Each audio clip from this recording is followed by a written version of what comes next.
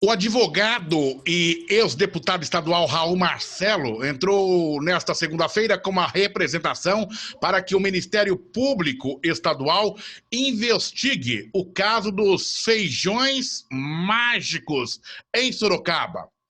Esta ação foi motivada quando o pastor Valdemiro Santiago, líder da Igreja Mundial do Poder de Deus, apareceu em vídeo divulgado na internet vendendo semente de feijão por R$ 1.000, como cura do coronavírus, utilizando sua influência religiosa para obter vantagem pessoal ou em benefício da igreja. Em Sorocaba, há 3 unidades da Igreja Mundial do Poder de Deus e a única pessoa pública que se apresenta como missionário desta denominação religiosa na cidade é o vereador Rodrigo Manga. Raul Marcelo, autor da ação judicial, obrigado por atender o rmsnews.com.br de Olho no Poder. Satisfação imensa e obrigado mais uma vez por estar aqui com a gente. Eu que agradeço, Oliveira, aos amigos da rádio, os amigos que acompanham pelas redes sociais. É uma satisfação falar contigo. E há um tempo que eu não lhe vejo, espero que você esteja bem de saúde, você, toda a sua família, os funcionários aí da rádio, e é sempre um prazer poder ouvi-lo. Eu sempre friso que é a melhor dicção da rádio em Sorocaba. Então é um prazer estar aqui contigo. Essa questão, Oliveira, eu já vou entrar, né, no tema do ensejo para que você fez o convite aqui na rádio, é que o Brasil atravessa, todos sabem disso, uma pandemia que só tem paralelo com a febre amarela em 1897 a 1900, que aqui em Sorocaba matou por volta de 1.000 sorocabanos, e também o paralelo na gripe espanhola de 1920, que em Sorocaba, infelizmente, também acometeu 300 sorocabanos. Nós estamos vivendo mais uma pandemia na história de Sorocaba, que é do coronavírus dessa vez, com 28 óbitos confirmados, mais 266 irmãos concidadãos nossos também acometidos por essa doença, e que, infelizmente, ainda não tem vacina, ou seja, não tem cura. A Organização Mundial da Saúde, vários países, empresas estão trabalhando 24 horas por dia na procura da cura, mas não existe a cura ainda, infelizmente. E o povo de Sorocaba está desesperado, né, em função dessa situação. Porque esses números que eu te falei, Oliveira, e os amigos das redes sociais e da rádio, são números que todos sabem são subnotificados, porque o Brasil não está fazendo teste, não está testando toda a população. Só para o ouvinte ter uma ideia, a semana passada os Estados Unidos da América testaram 1,5 milhão de cidadãos. O Brasil até agora, desde o surgimento da pandemia, não conseguiu testar sequer 500 mil de pessoas. Então, nós temos muita gente que está com coronavírus, que teve coronavírus, que foi assintomático, né? Que é aquela pessoa que pega o coronavírus, que não precisa de internação hospitalar, que não soube que teve. Então, as pessoas estão desesperadas, é uma doença nova, é de 2019, o índice de letalidade é altíssimo, o povo está desesperado, à procura de uma solução. Muita gente saiu correndo comprar cloroquina, agora se descobriu que a cloroquina também não é a solução. E aí, no meio de tudo isso, aparece um líder religioso vendendo um caroço de feijão e prometendo, né, dando a entender, usando inclusive a palavra propósito, como se esse caroço de feijão pudesse aí curar as pessoas que são acometidas por essa doença terrível, que está não só no Brasil, mas no mundo todo. Eu recebi inúmeras mensagens pelas redes sociais, o Zap, com o vídeo, né, contendo o material. Eu olhei o vídeo, não acreditei na primeira vez, depois fui olhar o noticiário nacional, a imprensa nacional repercutiu essa situação, de fato algo verídico, né? Esse líder religioso se postulou nas redes sociais, inclusive com um atestado médico, dizendo que a pessoa que tinha feito uso do feijão mágico teria se curado, e apresentando inclusive a proposta financeira de venda desses feijões. Eu achei isso um absurdo, fui fazer o levantamento em Sorocaba de como é que anda essa igreja, essa denominação religiosa em Sorocaba. Ela tem 3 templos religiosos em nossa cidade, e eu, para defender o sorocabano, né, dessa situação, porque o direito prevê inclusive dispositivos penais para defender o cidadão desse tipo de situação, eu fiz uma representação ao Ministério Público para que o Ministério Público instaure o procedimento penal, seja chamada aí a Polícia Civil para investigar se algum sorocabano comprou algum tipo de feijão mágico dessa denominação religiosa, porque se isso aconteceu é crime e os responsáveis que se beneficiaram dessa venda precisam responder perante a lei brasileira. Raul Marcelo, advogado, ele que tem uma carreira brilhante na cidade de Sorocaba, foi líder estudantil, vereador, deputado e conversa conosco. É um político na cidade de Sorocaba com forte atuação. Raul, eu vou te colocar um cenário aqui que eu estava escrevendo e comecei a fazer uma descrição do que vem acontecendo atualmente. E até já começo em termos de pergunta para você. Qual é o temor que você tem em relação ao feijão mágico, depois que o presidente da República, Jair Messias Bolsonaro, anunciou que um remédio usado para o tratamento de malária poderia ser aí a solução para o tratamento da Covid-19? Esse é um ponto, né, que nós temos.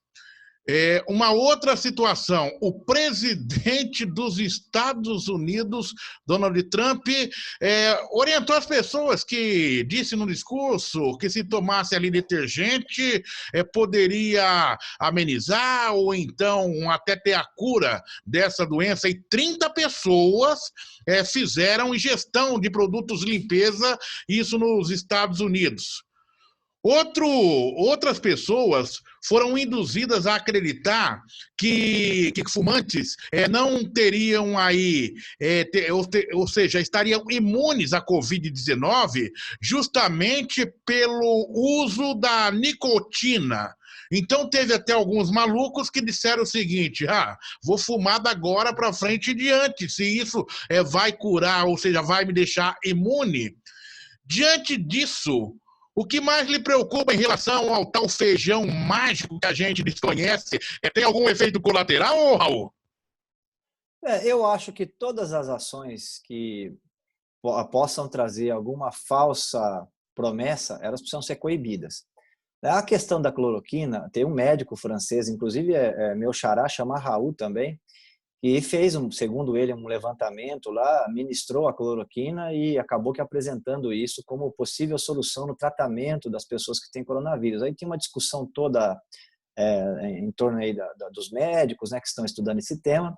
E agora, recentemente, depois de utilizar nos Estados Unidos a cloroquina lá com uma centena de pacientes, né, fazer aquilo que a ciência prega, que a questão empírica, né, o teste com as pessoas e tal, foi tudo entabulado e descobriu-se que a cloroquina ela não tem efeito nem positivo nem negativo. Então, pode ter alguns efeitos colaterais, inclusive de arritmia cardíaca. Mas, enfim, então ela foi descartada também aí no tratamento do coronavírus. Essa questão do desinfetante, você tem razão, Donald Trump fez um pronunciamento, ele acabou usando essa questão, mas tem um contexto também, uma certa, vamos dizer assim, um certo tipo de brincadeira. Mas você vê o desespero do povo, né? As pessoas estão, de fato, desesperadas, Oliveira e os nossos amigos das redes sociais. Chegando a 30 pessoas ingeriram. Então, para ver, por isso que é um momento de preocupação, porque as pessoas estão propensas a aderir ao charlatanismo, a promessas vagas, porque o desespero é muito grande. Nós estamos numa situação aqui em Sorocaba, o Hospital Adib Jatene já não tem mais vagas na UTI, já chegou no seu limite de 100%. A Santa Casa já está com 50% dos leitos de UTI ocupados. Inclusive, na rede privada, a Unimed já está também com 50% dos leitos privados já ocupados. O Hospital Samaritano com 35%. Então, nós já estamos numa situação aí de sobrecarga do Sistema Único de Saúde aqui, e também da rede privada para atender pacientes do coronavírus. A internação na UTI do coronavírus é de aproximadamente 15 dias. Por isso que demora tanto para liberar um leito de UTI. Nós já estamos com o Conselho Federal de Medicina discutindo tecnicamente quais serão os critérios de ocupação dos leitos de UTI, e a situação é muito triste. Isso já começou a ser implementado no Rio de Janeiro, que o critério que eles estão estudando é o seguinte: quanto mais for avançada a idade do paciente e o maior número de doenças que ele tiver, ele vai ter mais pontos. e aí isso vai ser determinante para decidir quem vai usar o leite de UTI ou não. Já está acontecendo em alguns estados do Brasil. Hoje, inclusive, já tem um debate nacional, porque vai ter uma norma para o país inteiro, porque nós estamos chegando já naquela situação que aconteceu na Itália, de a junta médica ter que decidir em quem vai usar o leite de UTI e quem vai para casa para morrer em casa. Então, de fato, é uma situação, um paradoxo, né? Uma situação assim, completamente fora do normal no Brasil. A sociedade brasileira está, de fato, chocada com a questão. Nós já estamos com mais de 11 mil mortos, né? E aí o povo, nesse desespero, está suscetível a esse tipo de charlatanismo, que, inclusive, é um crime previsto no Código Penal. Isso aconteceu em alguns países já, infelizmente, e agora aconteceu no Brasil. E o que eu estou fazendo com essa representação ao Ministério Público? A ideia é de proteger a população, para que a população, numa situação de desespero, não entre nesse tipo de, vamos dizer assim, de falsa promessa, né? Isso, inclusive, é falsidade ideológica, também é falso exercício da profissão. É igual a pessoa querer advogar sem ter a carteira da ordem. A pessoa que não é médico, ele não pode prescrever nenhum tipo de remédio. E nesse caso em tela, aí, que é o caso que eu estou representando, que é o missionário, aí, o Você Valdomiro, representa contra ele ou contra a igreja? Eu represento contra ele, na pessoa dele, né? Valdomiro Santiago. Contra os representantes, o Valdomiro Santiago, contra ele. Aliás, eu fiz a representação e fiquei sabendo também que o Ministério Público Federal já está entrando também contra ele nacionalmente. Então, ele vai ter que responder perante o Ministério Público, por quê? Porque esse vídeo dele circulou nacionalmente e vai ser preciso levantar, do ponto de vista, inclusive, a repercussão nacional disso. Quantos brasileiros espalhados por esse país, que é enorme, né, o nosso país, acabaram comprando essa semente de feijão. E a sua preocupação é porque na cidade nós temos a denominação evangélica. Não, nós temos, não é denominação evangélica, nós temos essa igreja em específico, né? Porque quando eu recebi essa denúncia, para você ter uma ideia, de um pastor evangélico, inclusive de Sorocaba, que me mandou no meu WhatsApp. Claro, ninguém aceita, né, o meu caro Raul Marcelo. A pessoa está querendo ganhar dinheiro, está querendo ganhar dinheiro diante do desespero da população. Ele diz que não está querendo vender, que é um propósito, né? Mas está implícito ali, porque ele mostra um receituário médico. Quem puder ver o vídeo depois, é só acessar aí na internet, super fácil, tá? A coisa, inclusive, viralizou na rede social no Brasil inteiro. Tá lá, ele mostra um receituário médico, dizendo que a pessoa foi curada de coronavírus, depois fala que foi por conta do feijão. Onde entra o vereador Manga nessa questão?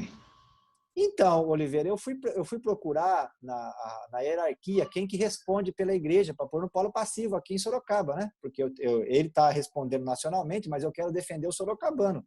Eu não representei lá em Brasília, eu queria representar aqui em Sorocaba para saber se foi vendido o feijão aqui em Sorocaba, né? E aí eu precisava achar quem é o responsável na hierarquia da igreja do poder mundial aqui em Sorocaba, que ela tem 3 templos religiosos na cidade.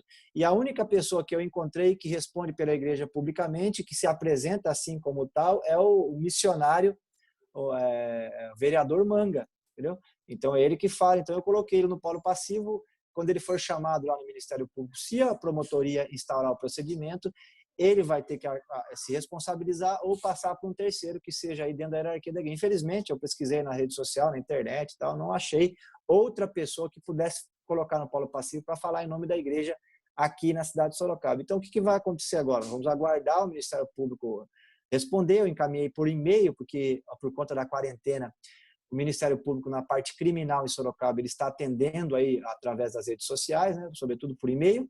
Eu encaminhei para ele e agora nós vamos aguardar se ele vai acatar. Se ele acatar, vai instaurar o procedimento de investigação e aí aquelas pessoas que eu coloquei no polo passivo aqui serão chamadas a responder, né, ou através delas pessoalmente ou através de um representante legal, e nós vamos descobrir se teve sorocabano que comprou uma semente de feijão por R$1.000 para poder se curar do coronavírus. Se isso aconteceu, isso é crime, isso é falso exercício da medicina, é falsidade ideológica, é crime de charlatanismo, tudo previsto no Código Penal, inclusive com prisão.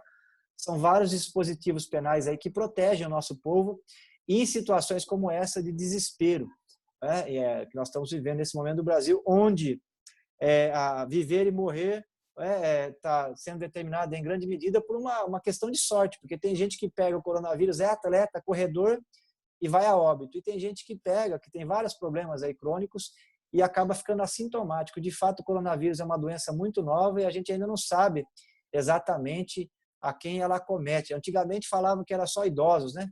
Agora a gente está descobrindo que aqui em São Paulo aproximadamente 30% são pessoas com menos de 60 anos. Até crianças já morreram com coronavírus. Então, de fato, é uma situação que está deixando todo mundo preocupado, alarmado, e a gente espera que o Estado brasileiro tome as medidas necessárias para proteger a população, que nesse momento só nos resta é o isolamento social e esperar que o governo teste mais gente para que a gente possa partir depois para um isolamento vertical, que são aquelas pessoas que estão contaminadas e as pessoas do seu círculo social, que é o que a Coreia fez. Mas nesse momento no Brasil não dá para fazer isso ainda, porque infelizmente a gente não sabe exatamente quem está com o coronavírus. Eu posso estar com o coronavírus, você pode estar, qualquer pessoa pode estar, porque não tem teste para todo mundo, né?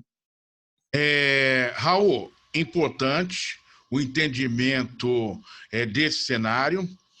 É louvável a sua iniciativa, até porque ela também dá oportunidade para que esses líderes religiosos eles possam explicar qual foi a intenção. E se ao longo do processo houver vítimas que adquiriram esse produto, essa semente, na crença de uma cura, nós tomaremos ciência e as providências criminais serão tomadas. Muito importante. Acho que esse é um primeiro ponto. Mas eu não posso, seria irresponsável da minha parte terminar essa nossa conversa com você, que é um profundo conhecedor da realidade de Sorocaba, sem fazer é lógico que você, na sua fala, já foi fazendo algumas colocações sobre o cenário local, mas sem de forma direta nos passar qual é o seu entendimento, a sua compreensão sobre as medidas tomadas pela prefeita de Sorocaba, Jaqueline Coutinho, o governo do estado e o governo nacional, neste momento, o governo federal, em relação ao combate à Covid-19 e ao coronavírus. Oliveira e os amigos das redes sociais, da Rádio Cacique, eu preciso esclarecer o seguinte. Infelizmente, nós não temos estudos no âmbito municipal. Apesar de nós termos aqui 5 universidades, uma secretaria de saúde com centenas de funcionários, uma rede hospitalar pública forte, parcerias com o setor privado, o caso do GEPASSE, entidades filantrópicas, o caso da Santa Casa, a rede privada, tem o Hospital Samaritano, a Unimed, o Hospital Evangélico. Nós temos gestores aqui, conhecedores do Sistema Único de Saúde. A prefeita até agora não montou sequer uma equipe robusta para poder entabular os dados com os cenários em relação aos impactos do coronavírus, tanto na saúde da população quanto na economia da cidade. E aí o que acontece? Por conta de não ter esses estudos, essa possibilidade de previsão em relação aos cenários, a prefeita acabou cometendo muitos erros. Ela iniciou bem, decretando a calamidade pública, e depois começou a cometer erros por conta da falta desses estudos, que foi quando ela iniciou um processo de tentativa de relaxamento da quarentena em Sorocaba, o que foi inclusive coibido pelo Ministério Público, que ajuizou uma ação para cassar o decreto dela de relaxamento da quarentena. E aí ela foi para São Paulo esse final de semana, chegando lá, teve contato com os estudos que estão sendo desenvolvidos pela Fiocruz, pela Universidade de São Paulo, pela UNB, inclusive, que está assessorando também o governador João Dória, e ela descobriu que o cenário que está sendo esperado para o interior e para a capital de São Paulo não é um cenário bom. E aí, então, ela voltou dizendo, inclusive, da possibilidade de decretar o lockdown, ou seja, de proibir as pessoas de colocarem o pé para fora das suas casas na cidade de Sorocaba. Qual é o cenário que nós estamos enfrentando aqui em Sorocaba e no estado de São Paulo? É um cenário de alastramento e do espalhamento do coronavírus de forma acelerada. Na capital, em São Paulo, nós já temos a maioria dos hospitais com nível de ocupação dos leitos de UTI em mais de 90%.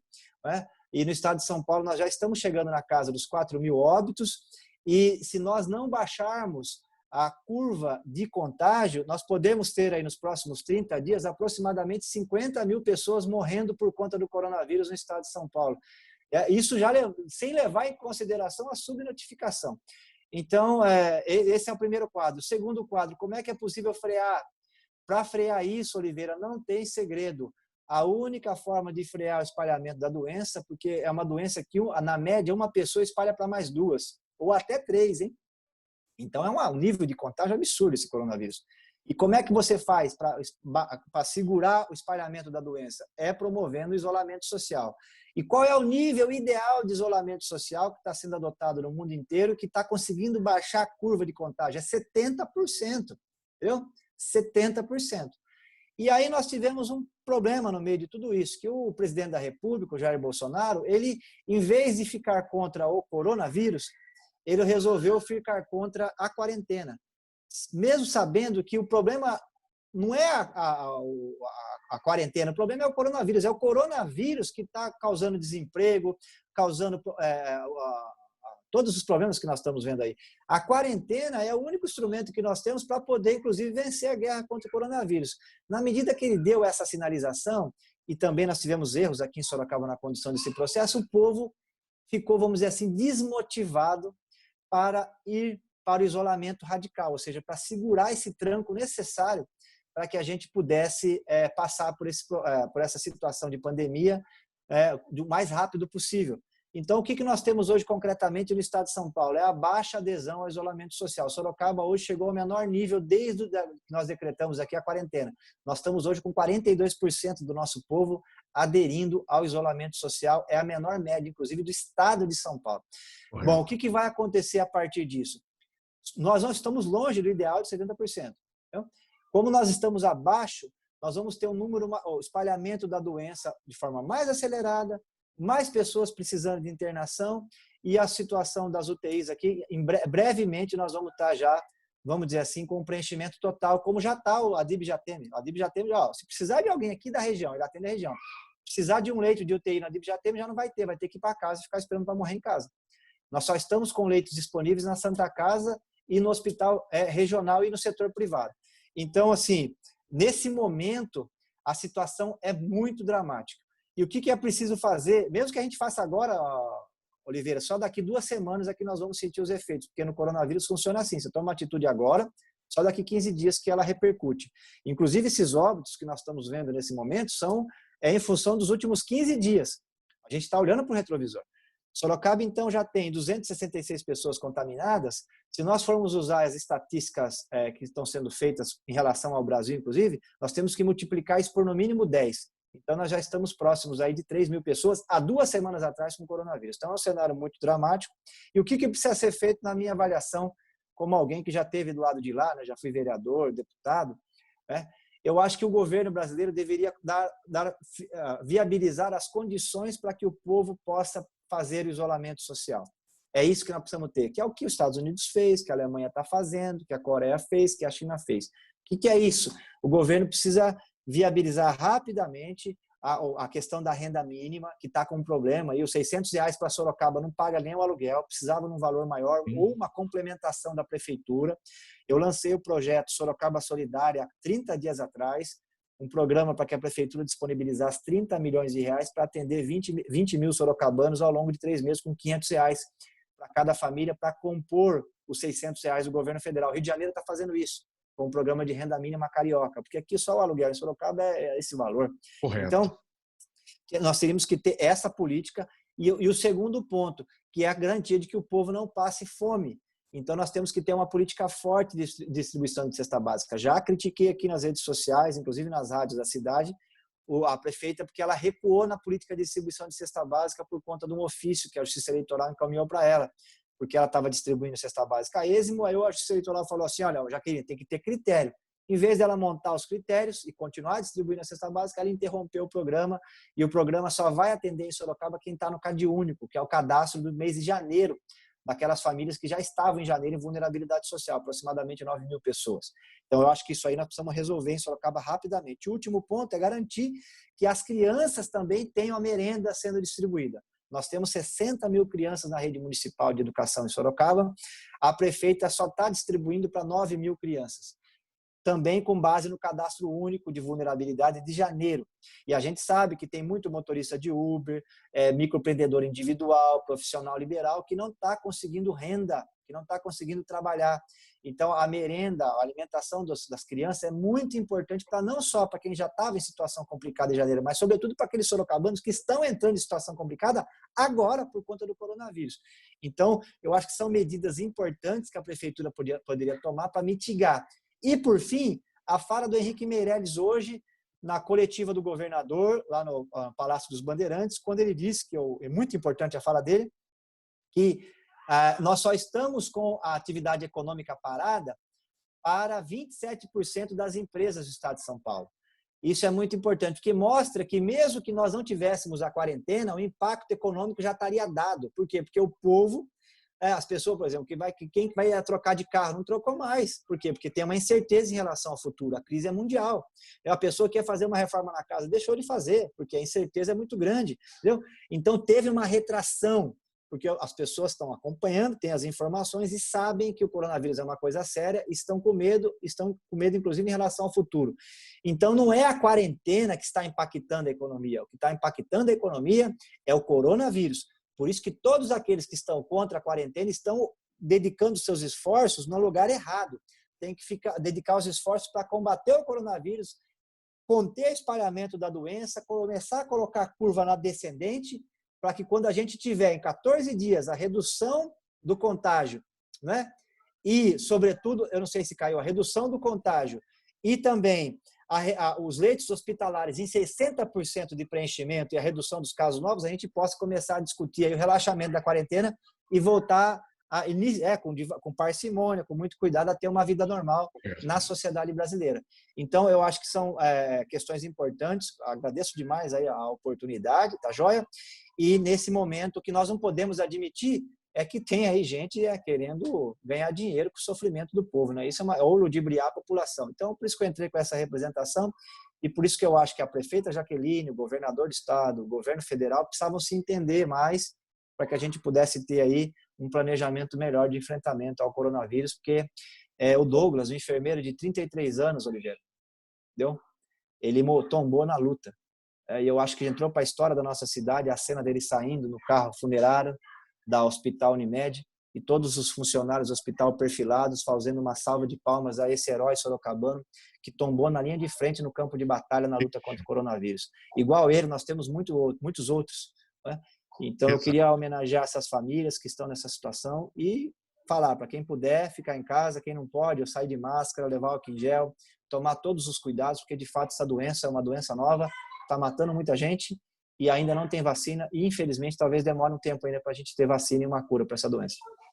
Raul Marcelo, foi um prazer imenso tê-lo conosco aqui no rmsnews.com.br, de olho no poder, jornalismo feito para você conectado na internet, e a sua participação aqui só enriquece o debate e principalmente o objetivo para qual esse canal ele foi formatado e começa a ganhar proporções dentro da cidade de Sorocaba. Muito obrigado, um bom dia, boa tarde, boa noite, sempre, né? A internet é muito dinâmica, a gente se perde. Com essa questão do isolamento, você fica perdido muitas vezes na questão do tempo. Verdade. Tem dias que você pergunta se é segunda-feira, se é sábado, que horas são, e a gente acaba se perdendo. Mas é melhor você se perder no tempo, na questão se é segunda, terça ou quarta hora que se é dia ou à noite, do que você perder a sua vida. E é isso que nós estamos pedindo para as nossas autoridades. É triste você ver a irresponsabilidade de um presidente da República que, no final da semana passada, até cogitou fazer um churrasco para 30 pessoas no Palácio da Alvorada, beirando a irresponsabilidade, achando achando que o povo brasileiro é idiota quando nós tínhamos quase 10 mil pessoas mortas. É triste você ver a briga, muitas vezes, de governadores e até de prefeitos, mas ainda, apesar de todos os males, meu caro Raul Marcelo, eu ainda me sinto um pouco confortável hoje, porque, apesar dos desequilíbrios apresentados nas suas falas pelo presidente da República, Jair Messias Bolsonaro, sem entrar na questão partidária, né? Mas você vê que os governadores, eles estão ali transmitindo uma sensação de segurança para a população, que as coisas estão dentro do controle, com base na ciência. Controle esse o quê? De que eles estão tendo objetivos a seguir e protocolos sendo seguidos dentro daquilo que estabelece a ciência, daquilo que estabelece a medicina. Muito obrigado e até a próxima aqui no rmsnews.com.br. De olho no poder, Raul. Eu que agradeço, e tendo novidades aí do Ministério Público, eu encaminho para você, Oliveira. Uma satisfação falar contigo. Depois manda o link aí para eu sintonizar no canal, para poder te acompanhar aí nessa importante ferramenta na internet, que eu gosto muito de acompanhar o noticiário local. É sempre bom estar sintonizado o que acontece na nossa cidade, para poder contribuir no debate público aí, para melhorar a vida de Sorocaba e tentar organizar melhor o nosso futuro. Tá joia? Uma satisfação poder falar contigo. Um abraço, fica com Deus, se cuida. Vamos nos cuidar para que a gente possa logo mais estar tomando um café juntos, né, para poder reencontrar os amigos aí, porque esse negócio da quarentena aí, rapaz, eu que participo de reunião desde os 15 anos de idade, estou passando um aperto, só falando para as pessoas pela internet, não é fácil, mas enfim, é a situação que nós nos encontramos. Vamos sair dessa e logo mais estaremos juntos, tá joia? Um grande abraço, Oliveira, um grande abraço a todos os amigos aí das redes sociais. Um abraço da mesma parte, é o que eu digo, a gente quer se encontrar, né? A gente quer se encontrar, a gente quer se ver, a gente quer se abraçar, porque isso faz parte do brasileiro, mas o momento não é agora. O momento, eu estou aqui sem máscara, o Raul também lá do outro lado, porque nós estamos em locais isolados e distantes um do outro, né? Então, eu estou aqui no nosso estúdio do rmsnews.com.br, o Raul está em outra localidade, no seu escritório, ali mesmo que residencial. Estou no quarto do meu filho. Tá no quarto. É isso mesmo, Raul. Tem que ser claro, o escritório de casa aqui. O escritório de casa que essa... minha esposa está usando, que ela está dando aula agora, tá aula aqui na Unip, né? Aula EAD. Então ela está usando meu computador, por isso que eu estou aqui no celular.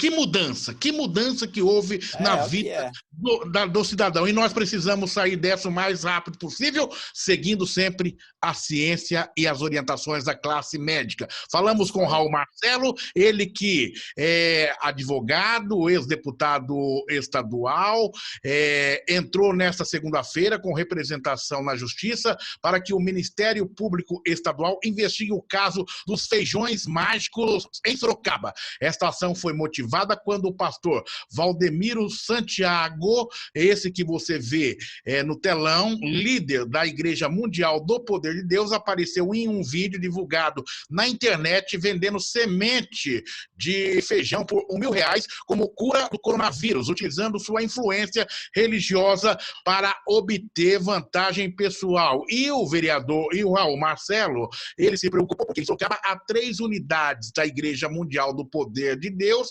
e a única pessoa pública que se apresenta como missionário dessa denominação religiosa na cidade é o vereador Rodrigo Manga, que deverá esclarecer a justiça, e ao mesmo tempo o RMS News também se coloca à sua disposição para ouvir a sua fala. rmsnews.com.br, uma forma diferente de você ficar bem informado.